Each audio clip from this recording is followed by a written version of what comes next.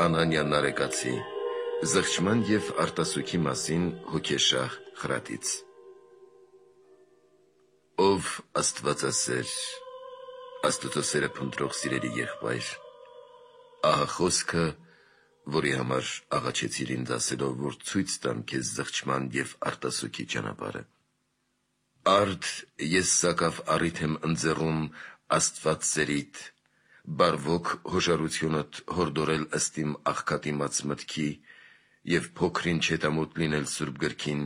և նյութական օրինակներին, որովհետև նրա աներևույթները արարածների ճանաչման միջոցով են տեսնվում, ինչպես ասում է առաքյալը։ Արդ արտասուքի շնորհը նշան է Քրիստոսին սիրելու և նրա արքայությանը ցանկալու, ինչպես ասաց Տերը Պոռնկի մասին, որն արտասվեց նրա սուրբ գարշապարների վրա, թե իր անհամար մեղքերը կներվեն սրան, որովհետև շատ սիրեց ինձ։ Մարգարեներն էլ սերը, որ ունեին ժողովրդի հանդեպ, արտասուքի միջոցով էին հայտնում, ինչպես ասում է Երեմիան. «Ով կդարձներ իմ գլուխը ջրերի շտեմարան և իմ աչքերը արտասուքի աղբյուրներ, որ ես օր ու գիշեր ողբայի այդ ժողովրդին»։ Նաև Եսային է ասում. «Մի ստիպեք ինձ մխիթարվել, այլ թողեք, որ դառնապես լաց լինեմ իմ ժողովրդի անկման համար»։ Եվ նույն ինքը Տերը Ղազարոսի հանդեպ ունեցած իր սերը հայտնեց արտասուքի միջոցով, երբ արտասվեց գերեզմանի վրա, որի համար ժողովուրդը զարմանում էր և ասում. «Տեսեք, որքան էր սիրում նրան»։ Առաքյալն էլ սերը, որ ուներ կորինթացիների հանդեպ, արտասուքի միջոցով հայտնեց ասելով. «Բազում վշտերից և սրտի նեղությունից գրեցի ձեզ առատ արտասուքով»։ Ոչ թե որպեսզի տրտմեք, այլ որպեսզի հասկանաք իմ սերը, որն առավելապես ունեմ ձեր հանդեպ։ Արդ, ինչպես երբ մեկը ինչ-որ բան է խնդրում մեկ ուրիշից և արտասուքով է աղերսում, ցույց է տալիս սրտի հոժարությունը և տեսնողներին հայտնում խնդրանքի ջերմ ցանկությունը, և երբ մեկը մեղանչում է մեկ ուրիշի նկատմամբ և արտասուքով է թողություն խնդրում, հայտնի է դարձնում սրտի բեկումը, թե ողջ սրտով է զղջացել։ Այնպես էլ դու, երբ արտասուքով ես պաղատում առ Աստված, հայտնի ես դարձնում կամքիդ հոժարությունը և խոնարհեցնում Աստծուն դեպի քո աղաչանքները։ Եվ երբ նրան քեզ գործակից ես դարձնում և ջերմեռանդորեն ճգնում, այնժամ շնորհը քեզ ուսուցանում է պաղատանքների արվեստը, թե ինչպես պետք է անել։ Ինչպես երբ մեկը արվեստ է սովորում մեկից, և այդ արվեստը երբևէ գործադրում է, այն ժամանակ ավելի արվեստից է իմանում, քան ուսուցչից էր սովորել։ Այնպես էլ դու քեզ համար գործադրիր արտասուքով պաղատանքը, և նա ինքը կսովորեցնի քեզ և շնորհից կսովորես։ Քանզի Սուրբ Բարսեղը նույնպես աստվածասիրության մասին հարցումին այսպես է պատասխանում. «Ոչ լույսով ուրախանալը, ոչ կյանքի խնամքը, ոչ էլ մայրերի իրենց զավակներին սիրելը որևէ մեկից չեն սովորում, և նույն այս բանը վայրի գազաններից կարելի է ուսանել, քանզի բնականորեն սիրում են իրենց ծնողներին։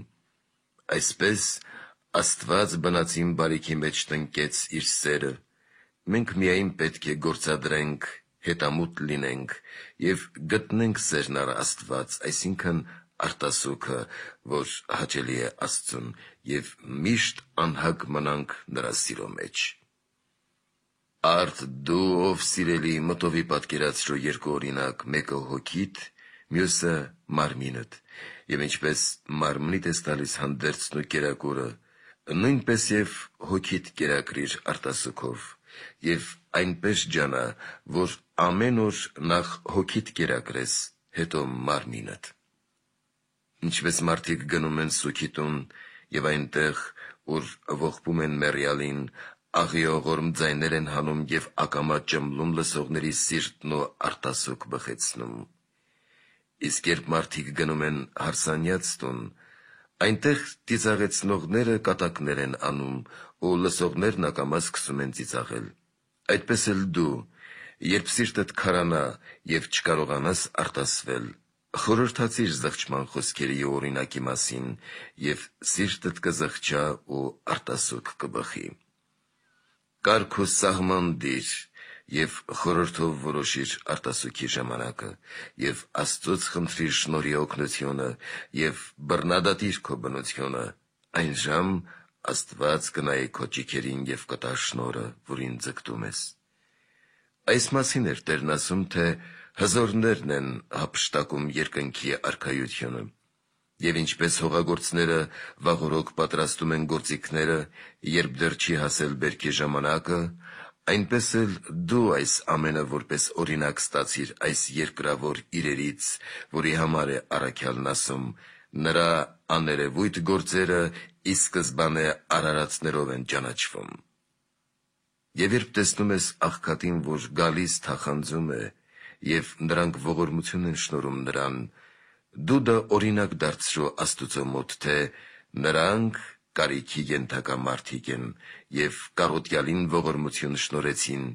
իսկ ես քեզ եմ դիմում, որ արարիչդ ես անկարոտ, շնորհիր ինձ ողորմություն, քանզի քո առատ մարդասիրության համար հնարավոր է։ Նաև այս դարձրու զղջման պատճառ եւ օրինակ, ով է գովում թագավորին, եթե հարստություն եւ դիզած գանձեր ունի, քանզի դա թագավորների սովորությունն է, այլ նրա վրա են զարմանում, որ խոնարհվում է դեպի աղքատները եւ ողորմում որփին ու այրուն։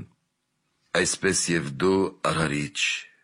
զարմանալի չէ, որ ոչնչից արարեցի երկինքն ու երկիրը, քանզի դա քո արարչական զորության կարողությունն է, այլ նրա վրա եմ զարմանում, որ խոնարհվեցիր երկնքից, առար ծառայի կերպարանք, մեկ խոսքով ավազակին դրախտ շնորհեցիր, բորնիկին թույլ տվեցիր մոտենալ քո սուրբ գարշապարին, համբույրի արժանացրեցիր անառակ որդուն։ Արդ եւ ինձ ողորմիր արարիչ, ոչ ըստ իմ արժանիքների, այլ ըստ քո մեծ ողորմության։ Քեզ վարձկան մի համարիր, որ չթուլացնես արտասուքդ, այլ շնորհական թախանձանքով ջանաս ստանալ արքայությունը։ Եվ փորձիր բնությունդ, թե ինչպիսի պատճառից է առաջ գալիս զղջումը, եւ մնա դրա մեջ։ Դարձյալ ուշադրություն դարձրու, թե ինչպիսի պատճառից է հանգչում, եւ մի կողմ նետիր այն, որպեսզի Աստված տեսնի ձգտումդ եւ տա շնորհը։ Դարձյալ միայն աղոթքի խոսքերին ուշադրություն մի դարձրու եւ միայն այն մի համարիր աղոթք, այլ ընդունելությունը։ Տես, թե հաճելի է Աստծուն, թե ոչ, քննիր քո միտքը եւ տես, եթե պատճառ գտնես, որ խիղճդ դատի քեզ, մի կողմ նետիր այն։ Այն ժամ հոգումդ կծագի աղոթքի լույսը, եւ շնորհը մտքիդ մեջ կհայտնի, որ քո աղոթքը ընդունելի եղավ։ Սրա մասին է առաքյալն ասում, թե չգիտենք, թե ինչպես է պետք աղոթել, բայց հոգին ինքը բարեխոսում է անմռունչ հեծեծանքներով։ Դարձյալ հեռացիր երկրավոր զբաղումներից, որպեսզի վարժվես զղջման ու արտասուքի մեջ եւ շնորհն արմատանա քո մեջ։ Ինչպես օրինակ հողը, երբ խոնավ է լինում, եւ որպես ջրի հետևանք իր վրա կանաչ բուսականություն է ունենում, այնտեղից մարդիկ, երբ կամենում են, դյուրությամբ ջուր են հանում, իսկ երբ հողը չորային է լինում, որքան էլ ջանան, ջուր չի բխի։ Այսպես եւ դու, երբ խնդամիտ ես եւ ուրախ, զղջման շնորհը հեռանում է քեզանից, եւ երբ կամենաս չես կարող արտասվել, քանզի արտասուքն առաջ է գալիս տրտմությունից, ինչպես երկինքը նախ մթնում է ամպերից եւ ապա կարող է երկիր հեղել իր բարի անձրևը։ Իսկ եթե շարունակ տրտմում ես,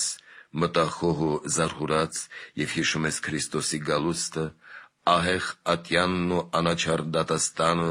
այնժամ, երբ կամենաս կարող ես արտասվել, քանզի արտասուքի նյութն արդեն սրտում է բնակված։ Այս մասին մարգարեն ասում է. շարունակ տրտում էի շրջում,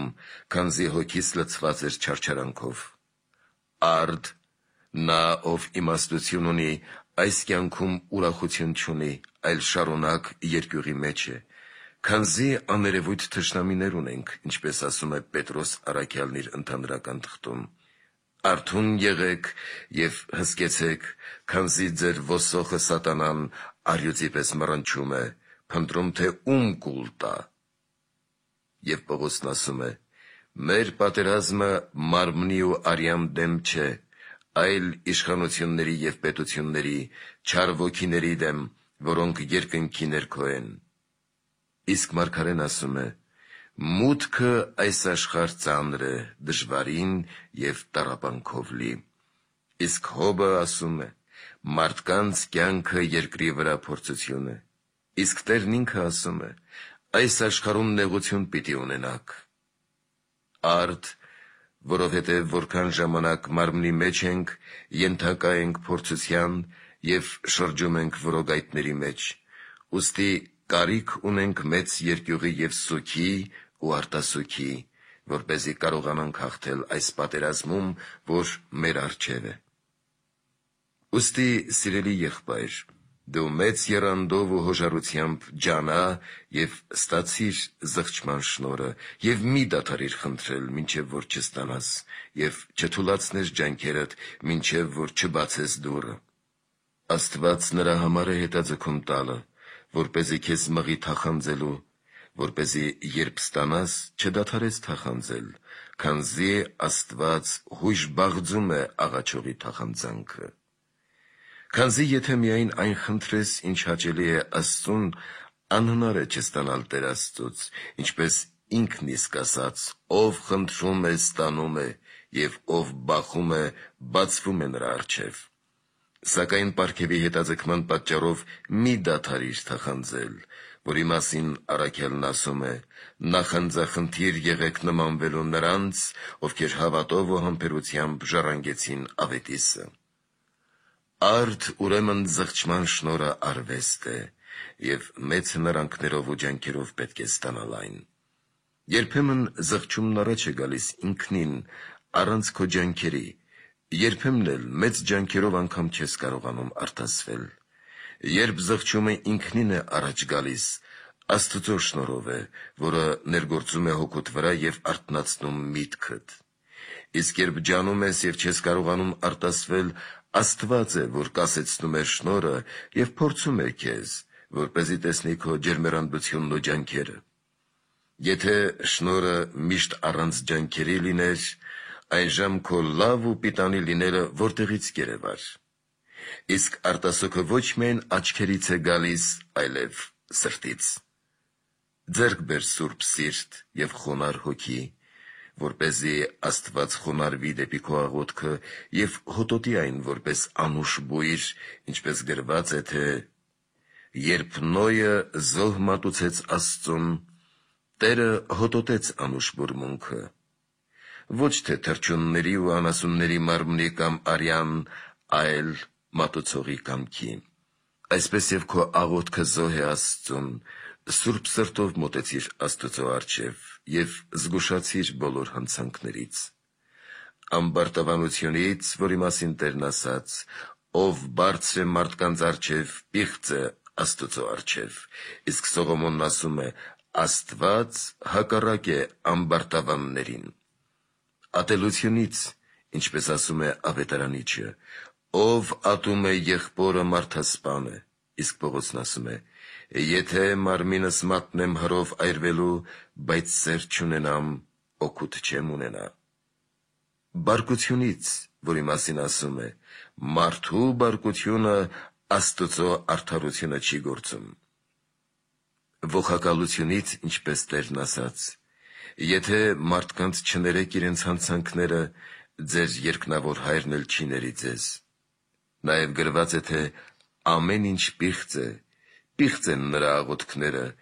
պիղծ և անպիտան են նրա ձեռքերի տարածումը, քանզի ով ոխ ունի ընկերոջ հանդեպ, անհնար է, որ նրա աղոթքներն առ Աստված բարձրանան։ Առավել զգուշացիր ընչասիրությունից, ինչպես ասում է առաքյալը, ագահությունը, որը կռապաշտություն է, դարձյալ բոլոր չարիքների արմատը արծաթասիրությունն է։ Որովայնամոլությունից, որի մասին ասաց. վայ ձեզ, որ հագեցած եք։ Առավել զգուշացիր պոռնկական խորհուրդներից, ինչպես գազանից, քանզի հենց դա է, որ Քրիստոսի անդամը դարձնում է պոռնկի, ասում է առաքյալը։ Արդ Քրիստոսի անդամները վերցնեմ դարձնեմ պոռնկի անդամներ, քավլիցի, եւ ով ապականում է Աստծո տաճարը, Աստված էլ նրան է ապականում։